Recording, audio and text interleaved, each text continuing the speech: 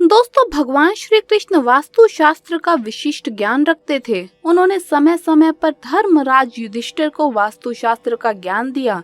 ये ज्ञान समस्त मानव जाति के लिए अत्यंत महत्वपूर्ण और कल्याणकारी है। श्री कृष्ण ने 5 ऐसे पेड़ पौधों के बारे में बताया है जिनका घर की सीमा में होना दुख और दरिद्रता लेकर आता है। ये वृक्ष घर के सामने होने से उस घर में निवास करने वाले लोगों की कभी उन्नति नहीं होती। उन्हें हमेशा पराजय और निराशा का ही सामना करना पड़ता है। दोस्तों, वृक्ष तथा पौधे हमारे भवन की सुंदरता को बढ़ाते अवश्य हैं, साथ ही यह वातावरण को शुद्ध रखते हैं। वास्तु शास्त्र के अनुसार वृक्षों से सकारात्मक ऊर्जा का संचार होता है, जो हमारे जीवन के लिए अत्यंत आवश्यक होता है। वृक्ष नकारात्मकता को कम करके वातावरण को अधिक सकारात्मक बनाने का कार्य करते हैं। घर के सामने शुभ पेड़ पौधे लगाने से घर में बरकत आती है। साथ ही ये पेड़ पौधे कई प्रकार के वास्तु दोषों को नष्ट करते हैं। घर के आंगन में खड़े वृक्ष देवताओं के समान हमारे घर की रक्षा करते हैं। इसीलिए हमारे पुराणों और शास्त्रों में घर की सीमा में कुछ शुभ वृक्षों का रोपण करने की सलाह दी गई है। आज हम जानेंगे हमारे घर की सीमा में कौन से वृक्ष तथा पौधे होने चाहिए और कौन से वृक्ष नहीं होने चाहिए।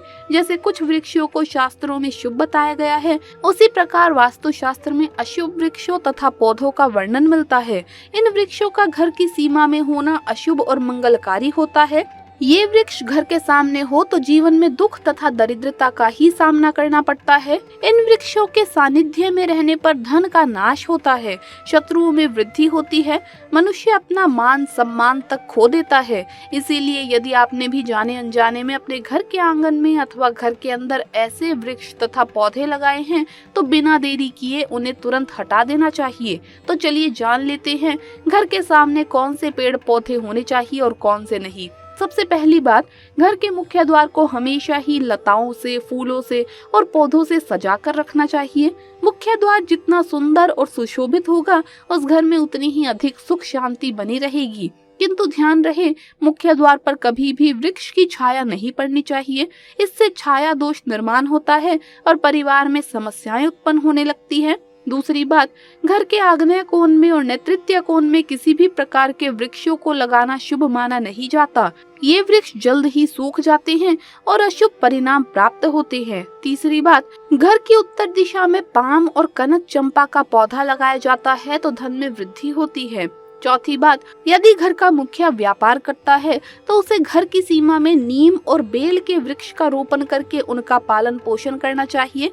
इससे उनके व्यापार में अधिक लाभ प्राप्त होता है। पांचवी बात, भवन के परिसर में कभी भी ऊपर की तरफ जाने वाली लता बहुत ही शुभ परिणाम देती है, किंतु लता अगर ऊपर से नीचे की तरफ आती है तो कष्ट का कारण बनती है और दुख भोगने पड़ते हैं। यदि इस स्थान पर कोई मनी प्लांट लगा हो तो और भी अधिक शुभ फल मिलते हैं। छठी बात, केले का पेड़ भवन के लिए बहुत ही अधिक शुभ माना जाता है, लेकिन इसे घर के पीछे लगाना चाहिए।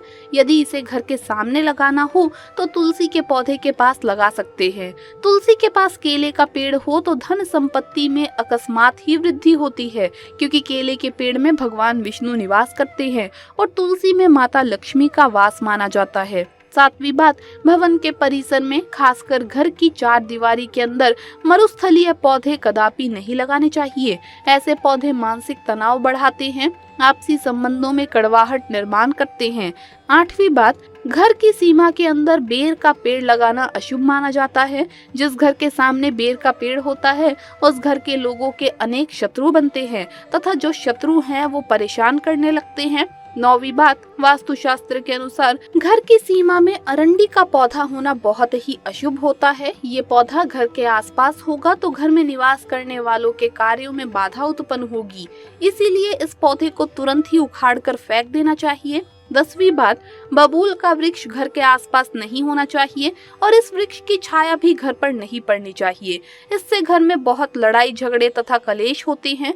घर के अंदर कांटेदार अथवा दूध वाले पौधे नहीं लगाने चाहिए। अगर पीपल का वृक्ष घर की पूर्व दिशा में होता है तो घर में निर्धनता व्याप्त हो सकती है। वट वृक्ष घर की पश्चिम दिशा में हो तो घर में शोक का काल चिरकाल तक रहता है।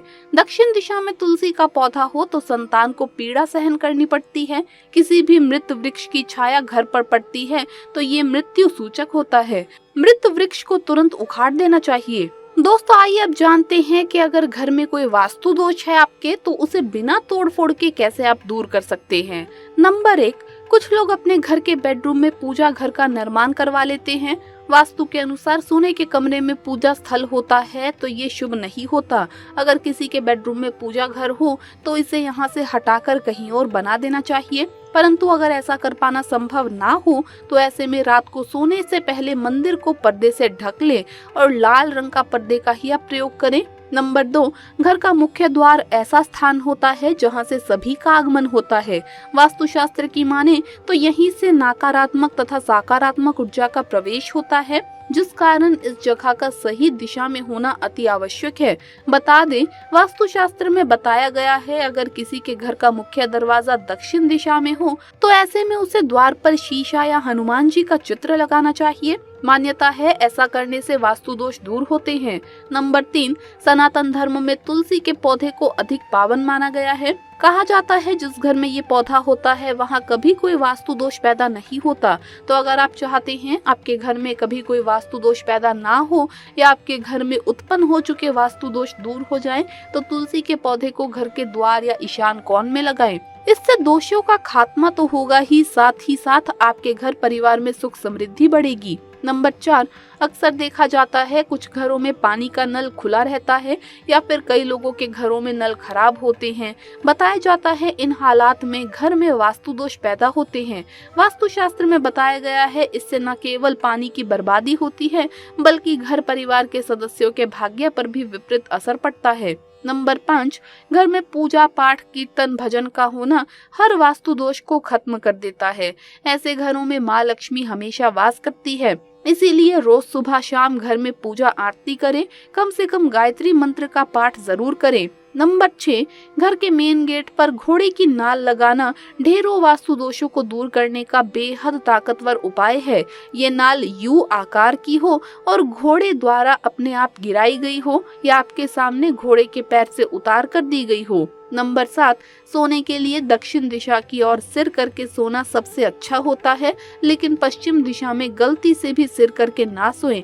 इससे अनिद्रा, पेट की समस्या, अशांत दिमाग जैसी समस्याएं उत्पन्न होती है।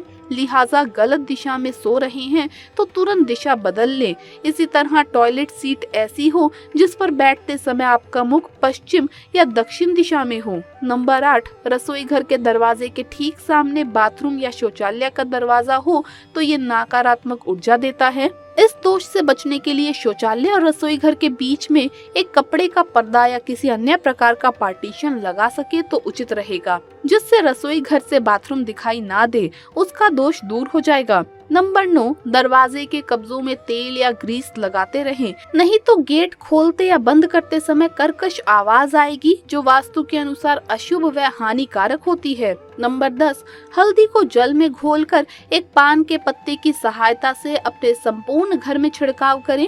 इस उपाय से घर में लक्ष्मी जी का सदा वास तथा शांति बनी रहेगी। इसके अलावा घर में साफ सफाई के लिए रखी झाड़ू को आने जाने वाले रास्ते के पास ना रखें। यदि झाड़ू को बार बार पैर लगता है तो ये धन नाश का कारण होता है। झाड़ू के ऊपर कोई भारी वस्तु भी ना रखें। तो दोस्तों आपको ये वीडियो कैसा लगा हमें कमेंट्स में जरूर बताएं। इस वीडियो को लाइक करें, अपने दोस्तों के साथ शेयर करें और अगर आपने अभी तक चैनल को सब्सक्राइब नहीं किया है तो सब्सक्राइब करके बेल आइकन जरूर प्रेस कर ले। जल्द मुलाकात होगी अगली वीडियो में। हर हर महादेव, जय महाकाल।